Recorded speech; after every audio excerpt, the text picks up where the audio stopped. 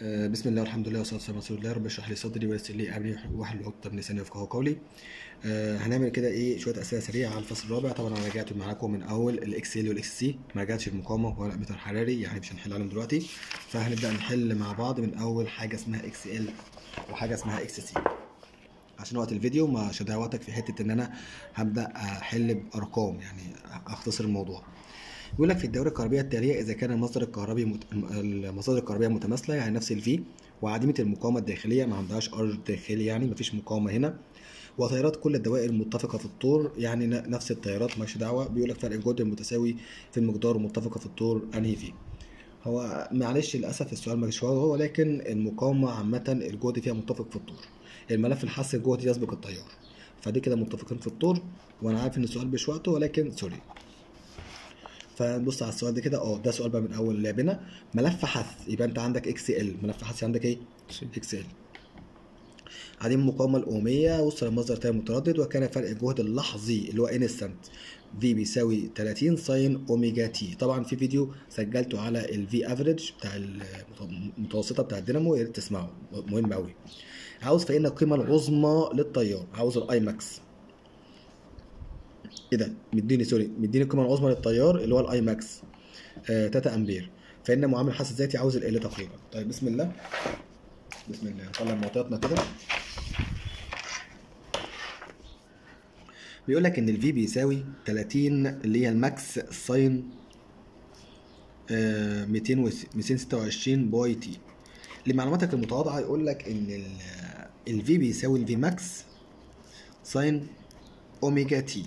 دي معلومه مهمه قوي وانتوا اكيد عارفينها، اللي هي المتوسطه بتاعت اللحظيه بتاعت الدينامو دي، الفي انستنت. احفظوها دلوقتي، لو مش فاكرها احفظها، هي كده شكلها لطيف. اتفقنا؟ طيب الاوميجا اللي هي دي، والماكس اللي هي دي، يبقى احنا دلوقتي معانا الماكس اهو. طيب والمعلم مديني الاي عظمى، اوكي حلو كده. طيب الاكس ال بيساوي ايه؟ قال بيساوي الفي على الاي، بس خلي بالك بقى تريكه مهمه، يكون في ماكس على اي ماكس، عشان كتير قوي بيعوض وما بيجيش معاه ماكس وماكس، او في افكتيف على اي افكتيف. لمعلوماتك المتواضعه يقول لك ان الفي افكتيف بيساوي الفي ماكس على جذر 2، او في ماكس في ساين 45. قشطه تمام. ونفس النظام برضه في الاي افكتيف، الاي افكتيف بيساوي اي ماكس ساين 45، او بيساوي اي ماكس على جذر 2 زي اللي فوق يعني. ما سنه 45 يعني 1 على جذر 2. طيب تاني حاجه خلي بالك في نقطه مهمه قوي، ان احنا قلنا الاكس ال لا يستهلك باور في الفيديو اللي فات، وعشان كده الباور بيساوي اي افكتيف في افكتيف. بالافكتيف، خلي بالك بالافكتيف عشان كتير قوي بيحسبها وبيغلط فيها، الباور بالافكتيف. دي معلومه بره السؤال. نرجع للسؤال بتاعنا تاني. يبقى الاكس ال بيساوي ايه؟ قال الاكس ال بيساوي الفي 30 على الاي ب 2، يطلع 15 اوم. الاكس ال ب 15. هو للاسف مش عاوز الاكس ال، عاوز ال. فانت عارف ان الاكس ال بيساوي ايه؟ اوميجا ال اللي هي 2 باي اف ال. والاوميجا معانا اهي اوكي، معانا الاوميجا ومعانا اكس ال لسه جايبينها اهي. يبقى كده معانا ايه؟ يبقى ال بيساوي 15 على اوميجا. خلاص المساله عشان ما نضيعش الوقت في الحاسبه، ومسألة تقريبا يعني فاهم. طيب السؤال رقم 8 بيقول لك ملف حث مهمل المقاومة الأومية يتصل بملف حث. طبعا عندنا ايه؟ اكس ال، يعني الجهد يسبق التيار ب 90 درجة. يتصل طرفاه بمصدر متردد عندما يكون فرق الجهد بين طرفي الملف قيمة عظمى تكون قيمة التيار خلال الملف. معنى ان الجهد يسبق، يعني اما واحد فيهم يكون عظمى التاني قيمه صغرى، اما واحد قيمه صغرى التاني قيمه عظمى، يعني واحد بصفر التاني عظمى، لو واحد بعظمى التاني صفر. معنى ان هم مش متفقين، واحد فيهم بيسبق التاني. وركز على النقطه دي، مهم جدا جدا جدا جدا عشان بيلعب عليها قوي. يقول لك مثلا احدى المكونات في الدائره عندما كان التيار قيمه عظمى كان الجهد بصفر، عندما يكون الجهد قيمه عظمى التيار بصفر. ايا كان بقى اللعبه اللي هيقول عليها، خلي بالك من النقطه دي مهمه قوي. فطبعا لما يكون الجهد قيمه عظمى اكيد التيار بكام؟ اكيد التيار بصفر، لان في فرق بيننا 100 فرق بيننا 90 درجه. اوكي، واحد يسبق الثاني 90، فلو واحد عظمى الثاني صفر. قشطه ولا لا؟ تمام. هنا عندك ملف حث وملف حث ال واحد وال 2، هنا في واحد وهنا في 2. اوكي جميل جدا. بيقول لك انا عايز علاقه بين اكس ال واف. اكيد انت طبعا عارف ان الاكس ال بيساوي ايه؟ بيساوي 2 باي اف ال، يعني اكس ال واف اكيد طردي، واصلا دي من العوامل لو تفتكر العوامل بتاثر في الاكس ال، ال بقانونها والاف اللي هي التردد، وعشان كده يا صديقي الاكس ال والاف طردي. طب ثواني بس بالراحه، هو مين فيهم واحد ومين فيهم اتنين؟ نقرا السؤال كده، او بص الحته الجامده دي، بيقول لك بالشكل المقابل الملفان المهمله المقاومه الأمية وقراءة في واحد اكبر من في 2. اكبر دي معناها يا صديقي، اكبر دي معناها ان الاكس ال بتاعتها اكبر. ما هو الفي بيساوي ايه برضك؟ بيساوي الاي في اكس ال، يعني في طرد مع الاكس ال، فالاكس ال في اكبر يعني اكس ال اكبر، يعني تردد اكبر ايا كان. بس للاسف الشديد انا هضطر اثبت حاجه فيهم. يعني اثبت يا اخ محمد؟ والله اثبت، يعني مثلا ممكن اثبت الاف، اثبت الاف، بس هنثبتها هنا كده. عند ثبوت التردد ال اكس ال مين الاكبر؟ قال لي اكس ال دي قيمتها اكس ال واحد دي قيمتها كبيره، واكس ال 2 قيمتها صغيره. ركز، يعني عند ثبوت التردد 2 اقل من الواحد. انا ثبت التردد، ثبت التردد هنا نفس النظام، اثبت التردد اهو، هلاقي ان 2 اكبر من الواحد، قيمه الواحد هنا اهي، قيمه الاتنين هنا اهي، وبالتالي هو قال لك ايه؟ قال لك واحد اكبر، صح؟ واحد اكبر يبقى عندنا الف. كده فهمنا اللعبه. اثبت التردد، دي حته في رسم بياني كده تريكه لذيذه جدا، فدي مش مالهاش علاقه بالدرس، دي علاقه انها بتاسس رسم بياني مهاره عاديه، وفي فيديو ان شاء الله هشرحه الرسم البياني كله علشان تفهموا الرسم البياني بتاع المنهج كله، مش خاص بالدرس اكس ال ولا الدرس الرابع، فصل رابع ولا ثالث ولا اي فصل. المنهج كله عباره عن رسم بياني واحد موحد 4 افكار، هشرح لكم في فيديو تاني. فنسمي الله بسم الله، نخش على سؤال جديد. بيقول لك الشكل المقابل مثل دائره كهربيه متردد، تيار متردد بها تيار ار وملفات حث بها مهمات المقاومه الأمية، فان قيمه التيار المر بالدائره تزداد للضعف عند، انا عاوز اخلي التيار للضعف. لا ثواني، هو انا التيار كان بكام في الاول؟ قال لي بصراحه الاي كان بيساوي الفي على الاكس ال الداش، اكس ال الكلي. طب قبل قفل المفاتيح ده مفتوح وده مفتوح وده مفتوح، ده ملغي وده ملغي وده ملغي، فكان اكس ال الكليه دول بس توالي، دول بس توالي. قشطه، اللي هو اكس ال الكليه كانت ب 8 من 100، يبقى الفي اللي هو في على 8 من 100. طب انا عايز اخلي التيار ده 2 اي، يبقى اعمل في الاكس ال اقللها لقد ايه؟ اخليها 4 من 100، اخليها للنص. ما انا عشان دي تزيد الضعف دي تقل للنص، هم عكس بعض، صح كده؟ فانا عاوز ازود التيار للضعف، يبقى اقلل الاكس ال لايه؟ للنص. اقللها ازاي؟ نجرب، يعني هو مش هنخسر حاجه، نجرب. ايه في الكي 2 كده؟ هنشوف اختيارات. قفل كي واحد فقط، يعني هقفل كي واحد فقط. فين كي واحد؟ اقفل كي واحد. لو قفلت كي واحد والله كده ده سلك توازي مع ملف، هيتلغي بح، وبالتالي الاكس ال الكليه ب 6 من 10 مش ب 4 من 10. انا عايزها ب 4 من 10 لان انا عايز اقللها للنص، فاهمين ولا لا؟ اقللها للنص عشان دي يزيد الضعف، فالغي ده واشغل ده بس، فما ينفعش. طب ده غلط. المفتاح كي 2 فقط، اقفل كي 2 فقط، يعني ده مفتوح ده مفتوح، يا دي معانا دي معانا، ودي مفتوح لسه زي ما هو ماشي. الفكره بس ان انا قفلت ده، فكده 3 من 10 توازي مع 6 من 10 فيها كام؟ فيها 2 من 10. 2 من 10 توالي مع توالي مع 2 من 10 في 4 من 10، صح كده؟ مش عاوز 4 من 10. قشطه. ثلاث ملفات طبعا رسم بياني. لو حاسس ان الموضوع صعب فانت مش متاسس بس رسم بياني او مش متاسس افكار منهج، لكن الدرس فكرته عندك عشان بس نفرق الفرق بين الاثنين، اتفقنا؟ فانت هتشوف بس الحل ازاي. عندي اكس ال واف، فطبعا بيقول لك مين فيهم ال الاكبر؟ هو الاكس ال والال طردي ولا عكسي؟ الاكس ال بيساوي 2 باي اف ال يعني طردي، حلو، والميل بيساوي ال عامه، فالميل بيساوي ال او طردي مع ال عامه. طردي مع ال يبقى اذا هشوف بقى مين ال واحد وال 2 وال 3، هنقسمها مربعات، مربع 2 3 4، هنا مربع 2 3 4، فهنا عندي والله كم مربع؟ 4 مربعات، يبقى ال بتاع الايه بيساوي 4 على التلاتة، 4 على التلاتة. طب ال بتاع بي 3 على 4. طب ال بتاع سي 2 على 4. انا عايز نسبة بينهم بقى، لا ده رياضة بقى، خلي بالك معايا خلي بالك معايا، ده رياضة. ال ايه الى ال بي الى ال سي. قشطة. طيب ده بكام وحش؟ ده ب 4 على 3 الى 3 على الأربعة الى 2 على الأربعة. اعمل ايه يا عم محمد عشان اظبط الموضوع دوت؟ اضرب في حاجه مشتركه بالمقام كله، الا وهي رقم 12. اضرب في 12، حاجه اسمها توحيد الكسور يعني، بوحدة الكسور. فانت عندك 12 في 4 على 3 وهنا 4 يبقى يطلع 16 الى 12 في 3 على 4 يطلع 9 الى 12 في 2 على 4 فيها كام؟ ماشي، فيها الستة. موجودة في اختيارات، نشوف كده يا رب تكون موجودة بس عشان ما يتعبش كتير. سبحان الله موجودة، احنا سالكين صلينا الظهر. المهم ايه تاني عندنا هنا؟ قال لك انا عندي ملفات حث كتير اهيت، 1 2 3. ده سؤال قصة حياة بني آدم مش هشرحه. احنا عاوزين أمثلة كده إيه يعني، فاهميني؟ مش عاوز دي حلو. ده سؤال نسب أهو، بيقول لك ملف حث مقاومة الأمية مهملة عندما يمر به تيار كهربي تردده F1 تكون المفاعل الحسية 30، وإذا زاد التردد بمقدار 20 ليصبح F2 تصبح المفاعل الحسية 60 فإن تردد التيار. بص ركز معايا، السؤال ده مش خاص بدرس الفصل الرابع عامة، عشان بس ما نفكرش ان الدرس صعب. ده سؤال نسب. لو انت مش متاسس فكره نسب، ودي فكره من 4 افكار اساسيه في المنهج كله. المنهج كله مبني على 4 افكار: مباشر ونسب، رسم بياني، وافكار خاصه بالدروس.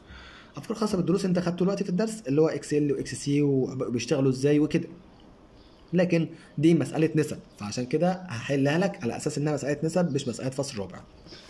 لو ما فهمتهاش يعني هحاول اجمع فيديو فيه اسئله فيها نسب ونشرحها لكم مره واحده، فبحيث ان انت تفهم كل حاجه خاصه بالنسب مره واحده يعني.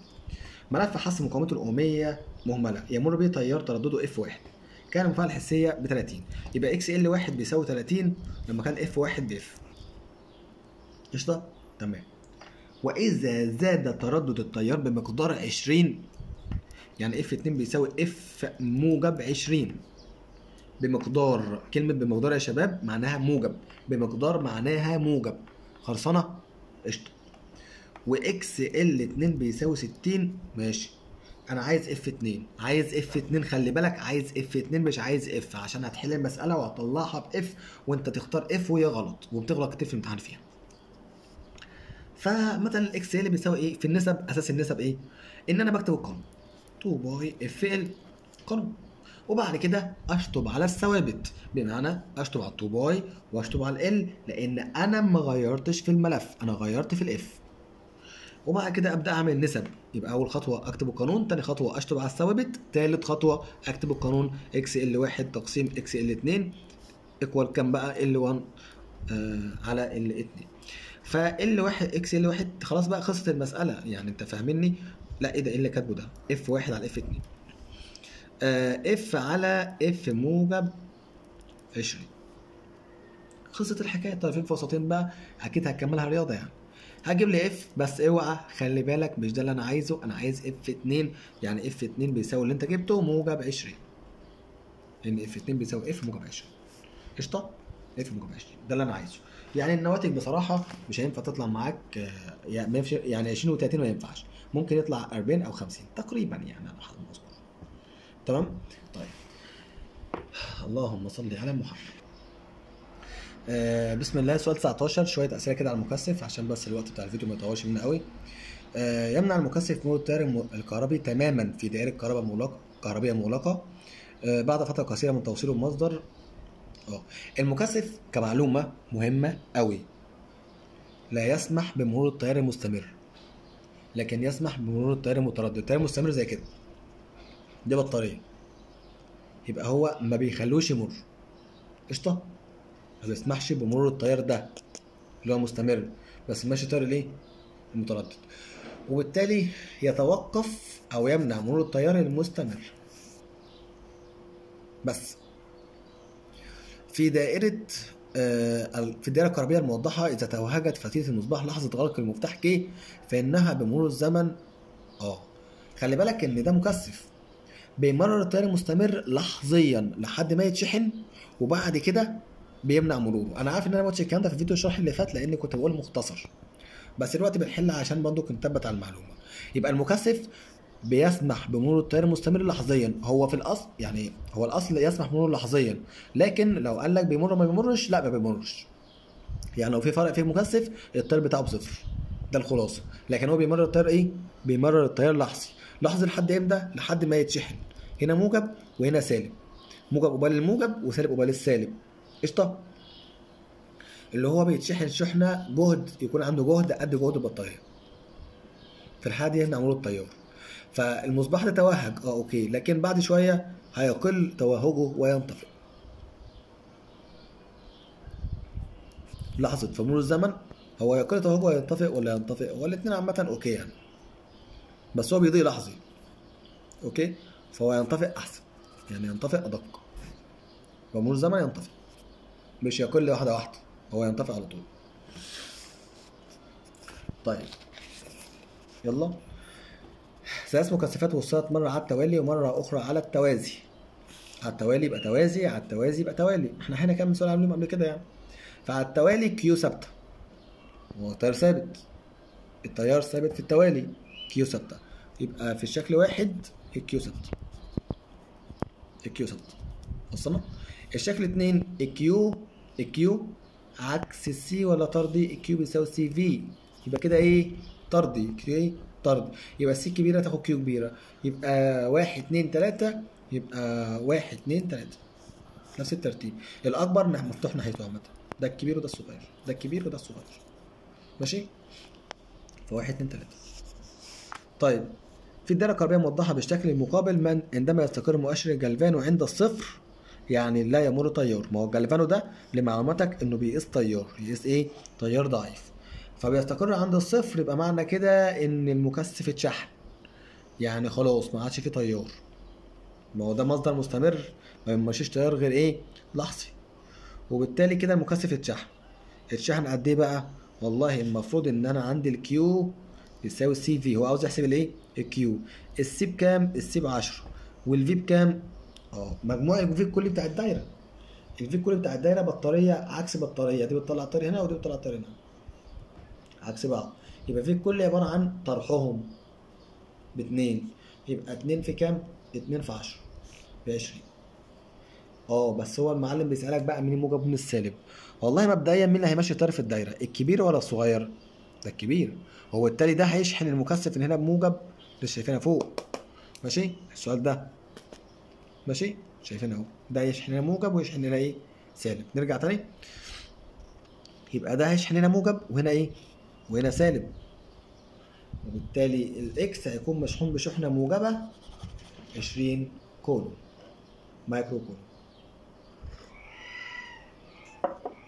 في الدائرة الكهربائية موضحة بالشكل المقابل، إذا كانت الشحنة الكهربائية على المكثف سي 3 تساوي 300 مايكرو كولوم، فإن الشحنة على المكثف سي 1 تساوي كام؟ هنا مديني كيو كلية ب 300، هنا 300. أكيد أنت عارف إنك هتجيب الإيه؟ الفي، ما هو كيو بيساوي إيه؟ سي في، فأنت معاك كيو السي، هجيب مين؟ الفي. هجيب الفي اللي هو بيساوي إيه؟ كيو على السي. كيو ب 300 على السي ب 3 يديك الفي بكام؟ ب 100. الفي ب 100، ركز. قشطه. وبالتالي الفي هنا ب 100، فرق جهد هنا ب 100. هو عايز الشحنه هنا، عاوز الكيو هنا، ما هو الكيو هنا هي نفس الكيو هنا، يعني عاوز الكيو الفرع كله، والكيو بيساوي السي في، بس السي بتاع الفرع كله في الفي بتاع الفرع كله. قشطه. السي بتاع الفرع كله ايه؟ ده توازي يا عم، دول توالي، ما احنا اتفقنا بقى خلاص. ماشي، لما التوازي توالي والتوالي توازي، يبقى 9 في 4.5 على 9 موجب 4.5، هيطلع معايا 3. الكيو كلية بيساوي 3، سوري السي كلية. قشطة. السي كلية بكام؟